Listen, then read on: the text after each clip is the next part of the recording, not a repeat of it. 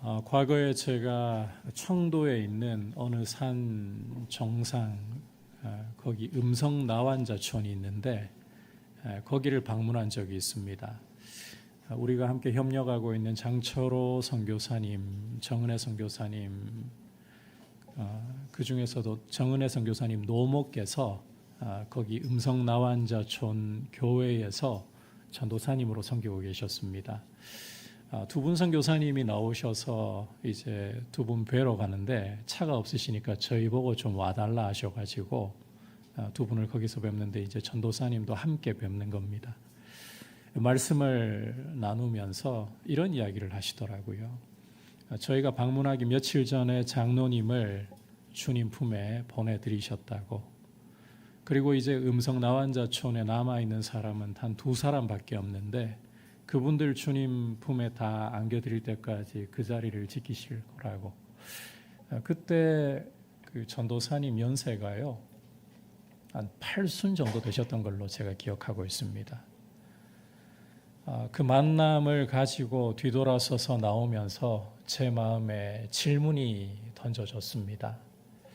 과연 나는 이 자리에 이런 사역을 감당할 수 있을까? 솔직히 참 어려울 것 같았습니다.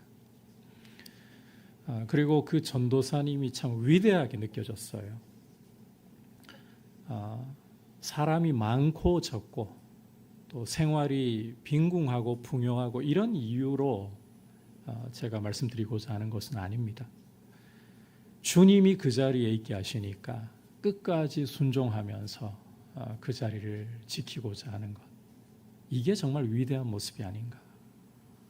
저는 오늘 여러분과 함께 위대함에 대한 이야기를 좀 나누려고 합니다.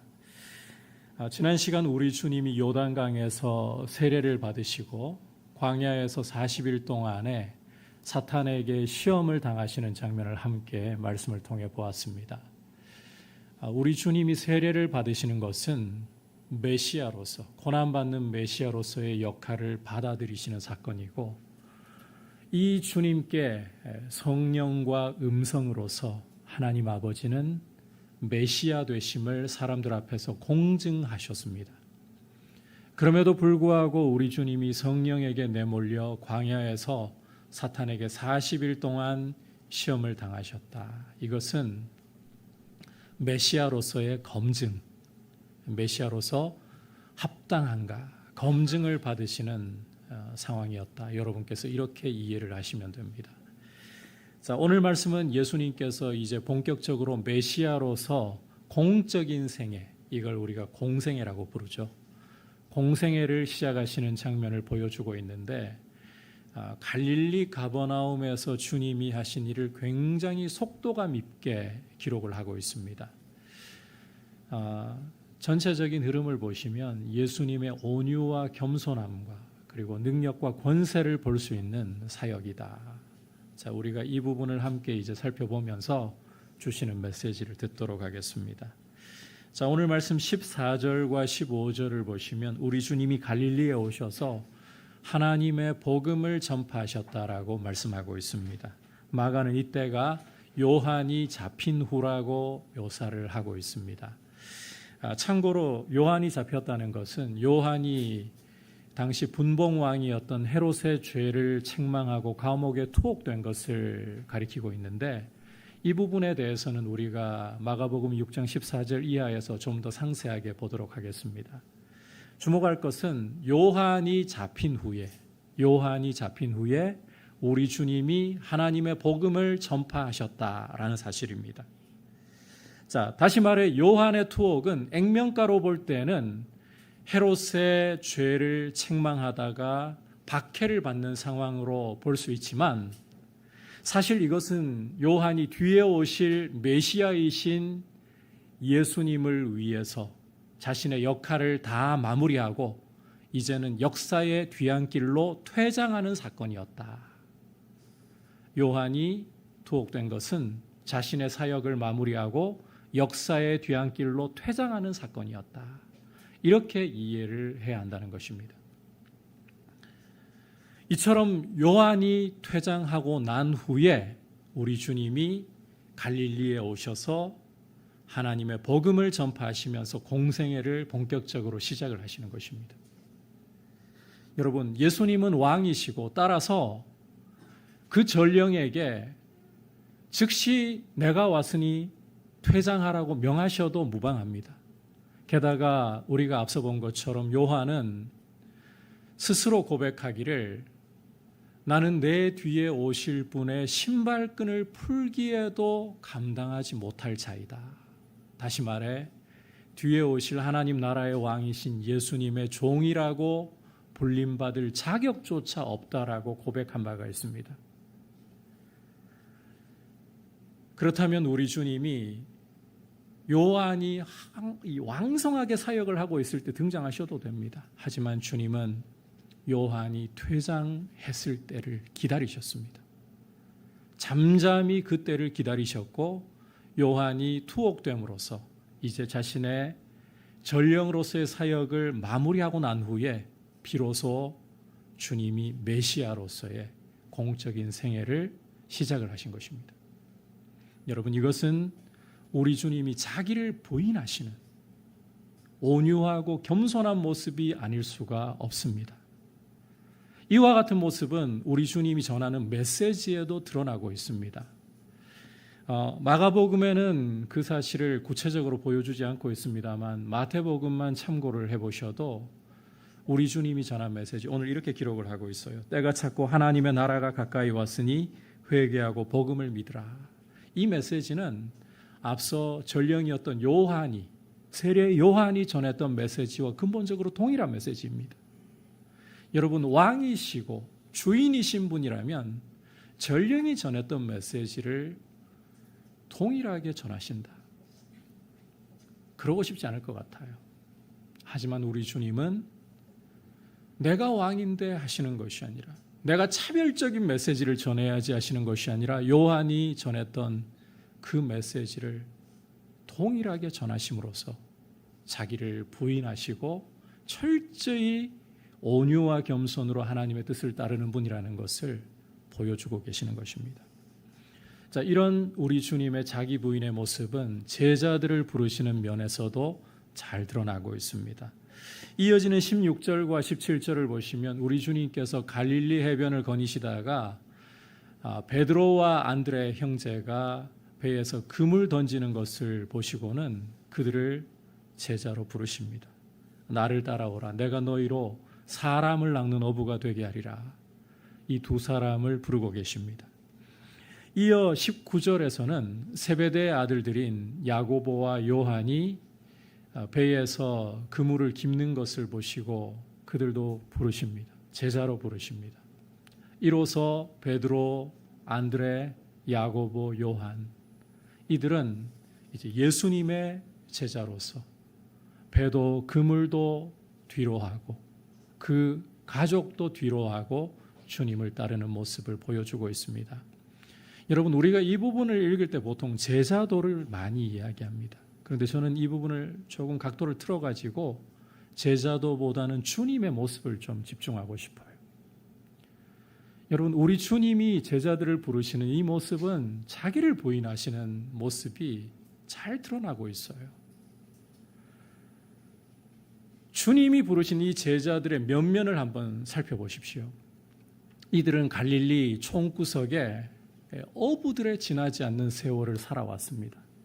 이런 제자들을 불러다가 동역자로 삼으셔서 복음과 하나님의 나라를 전하는, 하나님의 교회를 세우는 일꾼들로 사용하시겠다.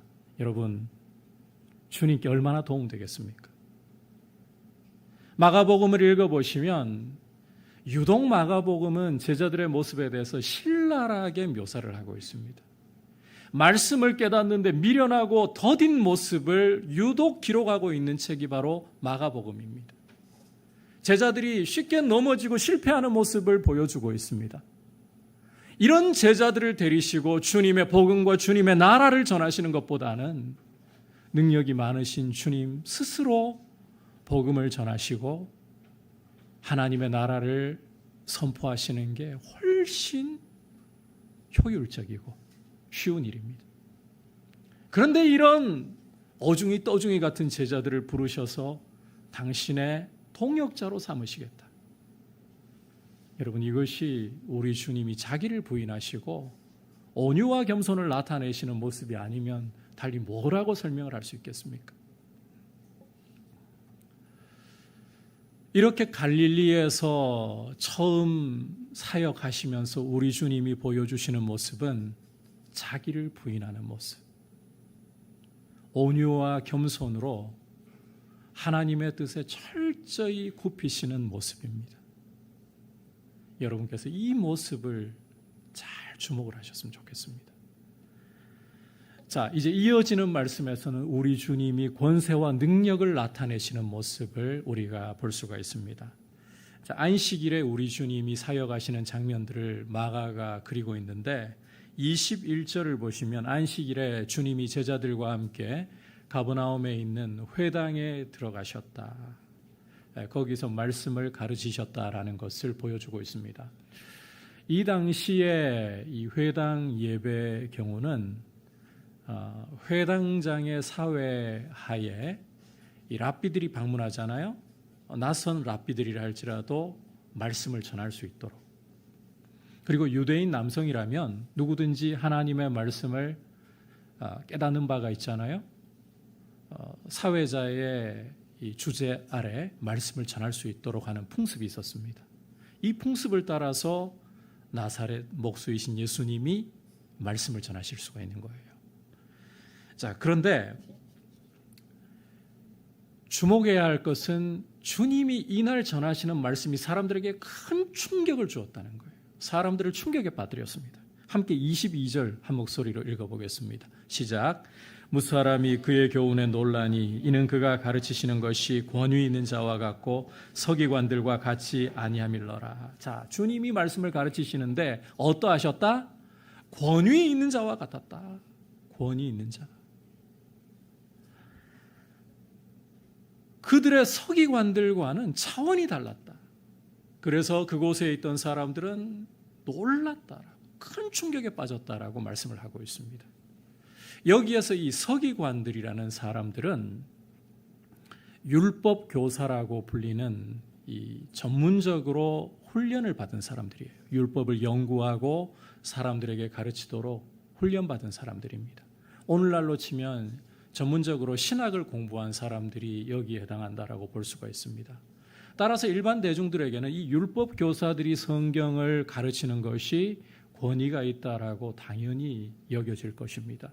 그런데 나사렛 목수의 아들 예수, 그가 하나님의 말씀을 회당 예배 때 가르치고 있는데 서기관들에게서 볼 수 없는, 범접할 수 없는 권위가 이 말씀에 배어서 전해지고 있는 것입니다. 큰 충격입니다. 그런데 여기서 멈추지 않고 주님의 이 권세, 이 권위를 한층 더 돋보이게 하는 사건이 이어서 회당 안에서 벌어졌습니다. 23절과 24절을 보시면 주님이 말씀을 전하시고 있던 바로 그 회당에서 더러운 귀신 들린 사람이 큰 소리로 갑자기 소리를 지르기 시작하는 것입니다. 나사렛 예수여, 우리가 당신과 무슨 상관이 있나이까? 우리를 멸하러 왔나이까? 우리가 당신이 누구신지를 아는데 당신은 하나님의 거룩한 자신이다라고 소리를 지르고 있는 것입니다. 자, 그러자 주님은 25절에서 보듯이 귀신에게 잠잠하고 그 사람에게 나오라. 자, 그러자 어떤 일이 벌어졌습니까? 귀신이 즉각 그 사람에게서 큰 소리를 지르면서 떠나갑니다. 자, 이걸 본 사람들의 반응 함께 27절에서 확인해 보겠습니다. 27절 시작. 다 놀라 서로 물어 이르되 이는 어찌미냐? 권위 있는 새 교훈이로다. 더러운 귀신들에게 명한즉 순종하는도다 하더라. 여러분, 우리 주님이 말씀을 전하실 때만 해도 이미 큰 충격을 받았습니다. 나사렛 목수에게서, 서기관들에게서 볼 수 없는, 범접할 수 없는 권위가 선포되고 있었습니다. 그런데 이제 귀신 들린 사람이 고함을 지르고 난동을 부리는데 그 귀신에게, 그것도 더러운, 그냥 여기 보시면요, 귀신이 하나가 아닙니다. 귀신들이라고 복수로 표현하고 있습니다.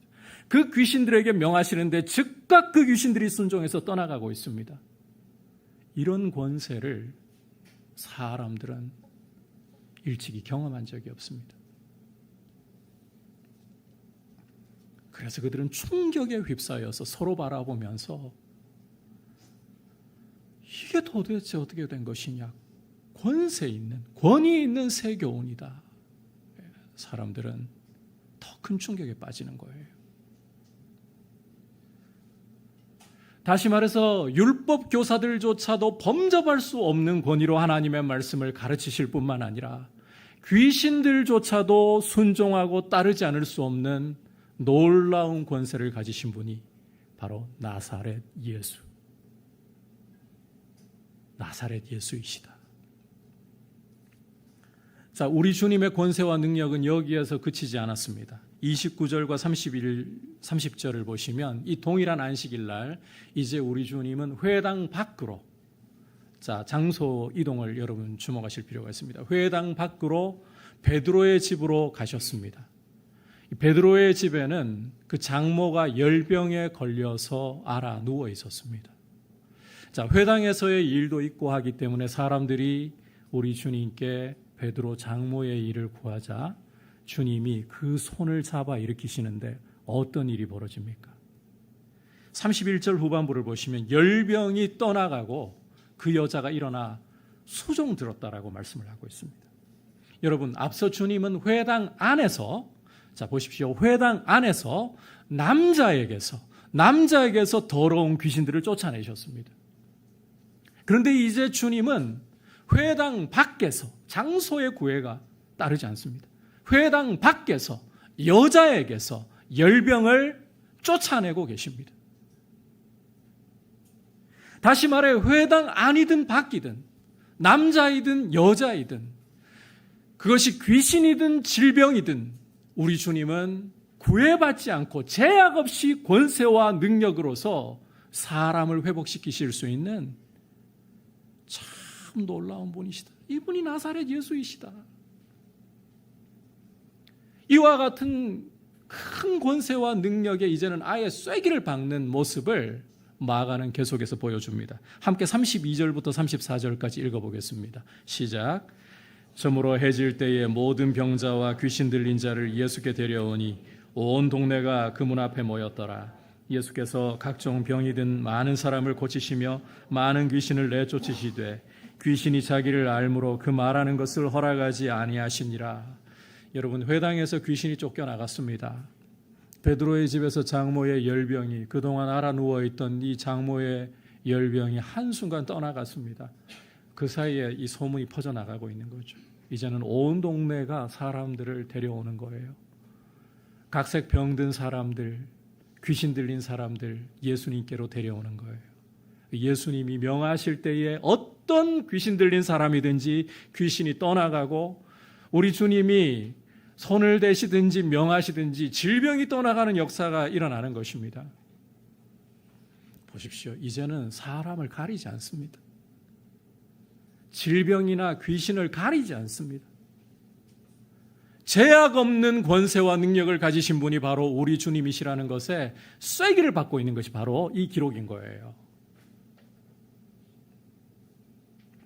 앞서 우리 주님이 메시아로서 공적인 생애를 시작하시면서 요한의 퇴장 후에 요한을 그냥 물러가라 하시지 않고 요한의 퇴장을 기다리셨다가 메시아로서의 사역을 시작하시고, 전하시는 메시지도 요한이 전하는 메시지 그대로 전달하시고, 그리고 제자들을 부르시는 일에서 우리가 무엇을 볼 수 있다 했습니까? 우리 주님의 온유함과 겸손함, 자기를 부인하는 모습 볼 수 있다고 했잖아요. 그런데 그와 같은 분이 모자라셔서, 부족하셔서 그렇게 하시는 것이 아니라 귀신도 쫓아내고 질병도 고치시는 제약이 없으신 권세, 누구도 범접할 수 없는 권세와 능력을 가지신 분이시다. 여러분, 이게 바로 위대함이라는 것입니다. 위대함이라는 것은 힘이 있다고 위대함이 있는 게 아닙니다. 여러분, 힘이 있어서 그 힘을 마구 휘두르는 것이 위대함 아닙니다. 여러분께 한번 여쭤보고 싶어요. 러시아의 대통령인 푸틴 위대하게 보이십니까? 세계 2위의 군사력을 자랑하기 때문에 우크라이나를 집어삼키기 위해 전쟁을 벌였을 때 여러분 위대하게 보셨습니까?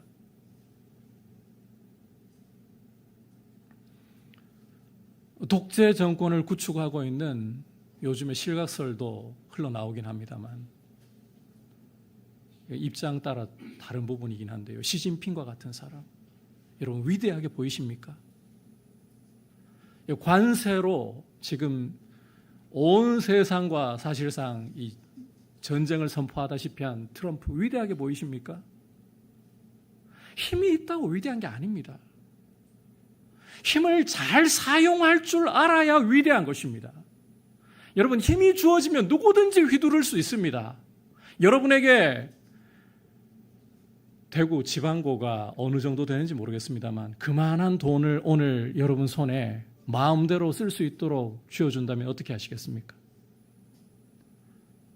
쓰고 싶은 대로 다 쓰는 건 누구나 할 수 있는 일입니다. 그건 위대함이 아니에요. 위대함은 힘이 있다고 다 휘두르는 게 아니라 오히려 자기를 부인하면서 온유와 겸손으로 그 힘을 올바르게 사용하는 데서 나오는 거예요. 하나님의 아들로서 권세와 능력이 있는 분이라는 것을 증명하시면서도 자신의 모습을 온유와 겸손으로서 그렇게 묶으실 수 있는 분, 우리 주님이 위대하신 분이십니다. 자, 그렇다면 이제 우리가 이 질문을 좀 던져봐야 합니다. 우리 주님의 이 위대함의 비결이 무엇인가? 이 위대함의 비결이 무엇인가? 여러분, 예수님이 메시아이시니까, 하나님의 아들이시니까 당연히 그러실 수 있는 거 아니야? 이렇게 옳은 이야기이지만 이렇게만 이야기하는 것은 우리 주님을 너무 쉽게, 너무 편하게 보는 길입니다. 주님에 대한 제대로 된 이해가 아니에요. 자, 그렇다면 도대체 우리 주님은 어떻게 이렇게 권세와 능력을 가지시면서도 온유하고 겸손하실 수 있는가? 그 비결이 무엇인가? 자, 이 부분의 이해를 돕기 위해서 조금 더 말씀을 살펴보도록 하겠습니다. 자, 이제 여러분 상황을 한번 생각을 해보십시오. 아무리 더러운 귀신이라도 주님이 명하시면 떠나가는 역사가 일어나고 있습니다. 아무리 깊은 질병이라 할지라도, 손을 쓸 수 없는 질병이라 할지라도 우리 주님이 안수하시거나 명령할 때 이 질병도 떠나갑니다. 이제 이 가버나움은 난리가 났습니다. 사람들이 예수님을 향해 눈빛이 바뀌지 않겠습니까? 자기 동네에서 자라난 목수의 아들이 이런 능력과 이런 권세를 보인다. 눈빛이 바뀌고 이 예수를 가버나움에 붙들어 두고 이 예수를 잘 대접하면서 그들의 필요를 채워주기를 기대하고 예수님을 독점하고 싶어 하지 않겠습니까? 이런 분위기가 이제 슬슬 올라오고 고조되기 시작하려고 할 때에 우리 주님이 어떠한 모습을 보이고 계시느냐. 자, 35절 함께 읽어보겠습니다. 오늘 말씀 전체에서도 제일 중요한 부분입니다. 같이 읽겠습니다. 시작. 새벽 아직도 밝기 전에 예수께서 일어나 나가 한적한 곳으로 가사 거기서 기도하시더니, 여러분, 우리 주님 우리하고 똑같은 육신을 입으시고 똑같은 사람이 되셨다라는 것을, 이게요 99% 사람도 아니고 100% 우리와 똑같은 사람이 되셨다는 것을 여러분 기억하고 이 말씀 보셔야 됩니다. 그 전날 안식일 하루 동안에 우리 주님은 쉴 틈 없이 사역을 하셨습니다. 말씀을 전하시고 더러운 귀신을 쫓아내시고 저녁까지 몰려든 사람들을 치료하시면서 귀신을 내쫓으시면서 하루 종일 바쁘고 피곤한 삶을 사셨습니다. 그런데 다음 날 새벽, 아직 날이 밝기도 전에, 만물이 깨어서 요란한 소리를 내기도 전에 우리 주님은 한적한 곳으로, 원문으로 보면 광야를 가리키고 있습니다. 광야로 사람이 없는, 인적이 없는 광야로 나가셔서 거기에서 기도하셨다라고 말씀을 하고 있습니다.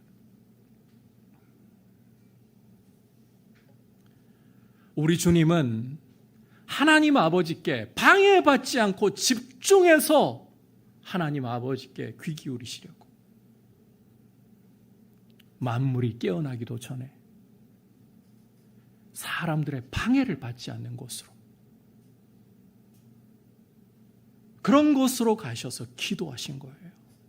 여러분, 이 기도하셨다라는 동사를 보면 조금 어려운 이야기를 하자면 미완료 시제를 사용하고 있습니다.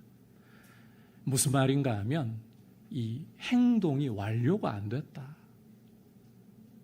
그러니까 우리 주님의 기도가 끝날 줄을 모른다, 이 이야기를 하고자 하는 것입니다. 간절하고 끈질긴 기도를 하나님께 드리셨다는 거예요. 참 이게 재밌는 게요, 헬라어 원문을 보면 일어나셨다, 나가셨다, 이 동사들은 다 부정과거, 그러니까 그 과거의 한 순간만 표현하고 있습니다.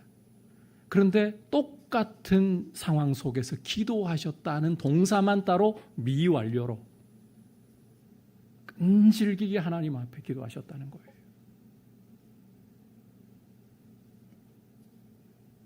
멈출 줄 모르고 기도하셨다는 거예요. 여러분, 이 기도의 내용이 무엇인지 마가는 밝히지 않고 있습니다. 그러나 이 기도는 하나님의 뜻에 온전히 집중하고자 하는, 하나님의 뜻을 받아들이고자 하시며 자기를 부인하고자 하는 기도를 철저하게 드리셨다라는 것을 우리는 단언해서 이야기할 수가 있습니다. 그 증거가 무엇이냐? 이제 이어지는 38절과 39절의 우리 주님의 말씀과 모습입니다. 같이 한번 읽어보겠습니다. 시작. 이르시되 우리가 다른 가까운 마을들로 가자. 거기서도 전도하리니 내가 이를 위하여 왔노라 하시고, 이에 온 갈릴리에 다니시며 그들의 여러 회당에서 전도하시고 또 귀신들을 내쫓으시더라. 자, 이 가버나움 분위기가 어떠하다고 말씀드렸습니까? 지금 사람들이 예수님에 대한 기대가 끌어오르기 시작했다 그랬죠. 어떤 귀신도 어떤 질병도 낫게 하시는 나사렛 예수, 이런 분이 우리 동네에 있어. 이런 분을 찾아서 이런 분 붙들어 두고 이런 분에게서 계속해서 그들의 필요를 채움을 받고 싶은, 할 수만 있다면 이런 분을 왕으로 삼아서라도 계속해서 그들의 필요를 채우고 싶은 마음이 지금 가버나움 사람들에게 일어나고 있는 중입니다. 우리 주님도 이 기대에 부응하시기만 한다면 편안하게 안락하게 사역을 하실 수가 있습니다. 그런데 뭐라고 하십니까? 베드로와 함께 사람들이 찾아오자 우리 주님은 그들의 기대에 부응하시지 않고 다른 마을들로 가자. 내가 이를 위해서 왔다. 그리고는 우리 주님은 다른 마을로 가셔서 천국 복음을 전하고 계십니다. 기대에 부응하지 않으셨다는 거예요. 그 말인즉슨 하나님 아버지의 뜻대로만 움직이시겠다, 이 의지를 보여주신 것입니다. 여러분, 바로 여기에 우리 주님의 능력과 권세와 온유와 겸손의 비결이 담겨 있는 것입니다. 쉽게 말해 간절한 기도. 여러분, 우리 주님은 이 땅에 오셔서 육신을 입으셨지만 여전히 하나님의 아들이시고 하나님 아버지와 변함없는 교제 가운데 계셨습니다. 살아있는 교제 가운데 계셨습니다. 그런데 육신을 입으신 우리 주님은 새벽이라는 만물이 잠들어 있는 시간에, 고요한 시간에, 사람들이 찾아가지 않을 광야라는 장소를 선택해서 거기에서 아버지께 집중하려고 하셨습니다. 아버지의 뜻에 온전히 초점을 맞추려고 하셨습니다. 그것도 간절하고 끈질긴 기도를 드리시면서. 이게 바로 우리 주님의 능력과 권세의 비결.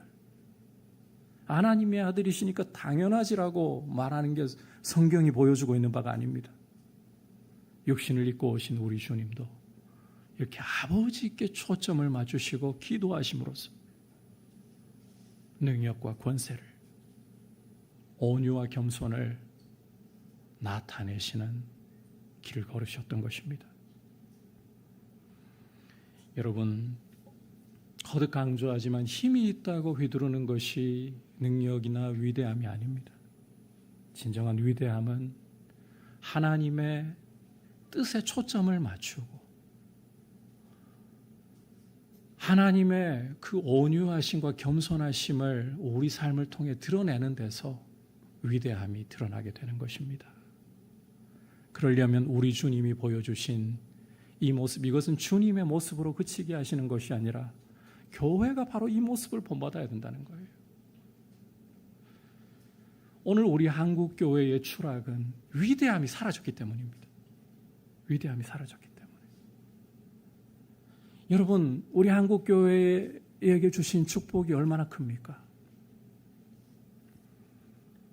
일제강점기와 6.25 한국 전쟁을 거치고 이 폐허가 되었던 나라, 잿더미가 되었던 나라를 하나님께서 교회를 통해서 일으키시고 세우시면서 우리 한국교회 100만인 구령운동과 같은 일들을 통해서 큰 부흥의 시대를 맛보았습니다. 교회가 많은 숫자와 여러분 많은 돈과 정부도 함부로 건드릴 수 없는 힘을 가지고 있습니다. 그런데 여러분, 그게 교회의 위대함입니까? 하나님이 복 주셔서 누리게 되었던 힘 맞습니다. 그런데 그 힘을 위대하게 사용하고 있냐 말입니다. 화려한 건물 세우기에 바빴고 목회자들이 정치인들을 와서 머리를 숙이게 만드는데 힘을 쏟아부었고 세상의 아픔과 세상의 고통을 외면한 채 우리끼리 잘 먹고 잘 사는 게 위대함이냐 말입니다. 위대함이 실종이 되어 가니까 세상이 우습게 보는 거예요. 이 위대함이 실종되는 것이 여러분 가나안 땅에 들어가서 이스라엘이 잊어버리지 말아야 할 것이 무엇이었느냐? 너희가 애굽 땅 종되었던 때를 잊어버리지 말라 하셨습니다. 너희에게 밭을 가꾸지 않아도 집을 짓지 않아도 가나안 땅을 선물로 주셔서 누리게 하시는 여호와를 잊지 말라고 하셨습니다. 잊어버린 게 이스라엘의 패인이었습니다. 이걸 바꿔 이야기하자면 자기를 부인하면서 하나님께 초점을 맞추어 간절히 기도하는 기도가 실종되어 버렸기 때문입니다. 우리의 배가 부르면서 우리는 기도의 소리를 잃어가고 있습니다. 하나님께 말하는 법을 잊어버리고 있습니다. 여러분, 하나님의 아들이시면서도 누구보다도 하나님과의 끈끈한 관계, 살아있는 관계를 가지고 계시면서도 기도하셨던 우리 주님, 중요한 순간마다 기도하십니다. 기도하셨던 주님은 하늘의 능력과 권세를 나타내시면서도 온유하고 겸손하게 죄와 마귀를 몰아내시고 하나님의 나라를 가져오는 메시아로서의 모습을, 그 위대함을 보여주실 수가 있었던 것입니다. 교회는 이 길을 걸어가야 되는 거 아니겠습니까? 다시 한번 여러분 여기에 좀 초점을, 여러분들의 시선을 끌어오고 싶습니다. 기도해야 합니다. 기도 잘못하면 여러분 이런 부작용 생길 수 있습니다. 자기를 부인하고 하나님께 초점을 맞추려고 기도하지 않으면 기도는 자아를 굉장히 강화시킵니다. 산기도 철야기도 하는데 자아가 말할 수 없이 강화되어 가지고 누구의 말도 듣지 않고 천만 군대가 몰려와 봐라, 나는 내 뜻을 굽히지 않고 승리하리라고, 하나님 주신 승리라고 착각하고 굉장히 무서운 사람이 될 수 있습니다. 그래서 잠언 기자는 묵시가 없으면 백성이 방자에 행한다. 율법에 귀를 기울이지 않으면 그 기도는 가증하다라고 말씀을 했던 거예요. 말씀에 귀 기울여 하나님의 뜻에 초점을 맞추는 우리 주님이 드리셨던 것과 같이 하나님 뜻을 구하는 기도를 올려드리려고 하면서 우선 그러려면 기도부터 해야 됩니다. 여러분, 기도 어렵습니다. 안 쉽습니다. 목사인 저도 16년 단독 목회하면서 새벽 기도 매일 하려고 하지만 빠지는 게 더 쉽습니다. 익숙해지지 않습니다. 중독이 안 됩니다. 기도는 중독이 안 돼요. 말씀 읽기 중독이 안 돼요. 왜 그런가요? 16년을 해도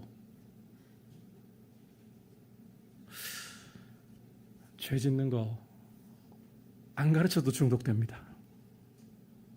중독이 되어버려요. 나쁜 것은. 좋은 것은 중독이 안 돼요.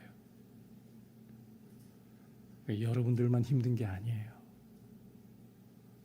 그런데 중요한 것은 여러분, 우리 기도가요, 정말 멋진 미사 여구가 있어서 들으시는 게 아닙니다. 개떡같이 기도를 하는데, 근데 여러분이 정말 하나님 아버지를 부르고 하나님 아버지 뜻을 구하고 싶잖아요.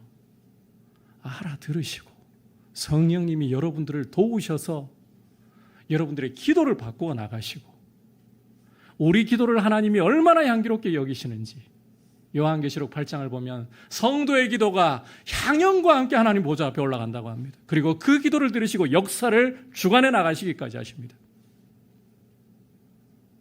기도로 우리 자신을 부인하고 주님의 이 위대하심이 우리를 통해 나타나는 통로가 될 수 있기를 주님의 이름으로 축복합니다. 오늘 여러분과 함께 우리 주님의 공생의 초기의 사역에 대해서 함께 살펴보면서 주시는 말씀 들었습니다. 요한의 퇴장 후에 복음을 전하시고 또 제자들을 불러 복음과 하나님 나라를 전하게 하시는 모습에서 우리 주님의 온유하시고 겸손하신 모습, 그럼에도 불구하고 회당에서 귀신을 쫓아내시고 베드로의 집에서 온갖 질병과 귀신들을 쫓아내시는 이런 권세가 있으신 분이 우리 주님이심을 보여주셨습니다. 그리고 이 능력, 이 온유함, 통틀어서 이 위대함이라고 불러요. 이 위대함의 비결은 바로 그분이 기도하는 데서 나타났다. 그러므로 우리도 기도를 잘 해서가 아닙니다. 하려고 해야 됩니다. 그리고 주님 뜻을 구하려고 해야 합니다. 그러면 주님이 책임지십니다. 그렇게 위대함을 이루어갈 수 있는 저와 여러분 되시기를 주님의 이름으로 축복합니다.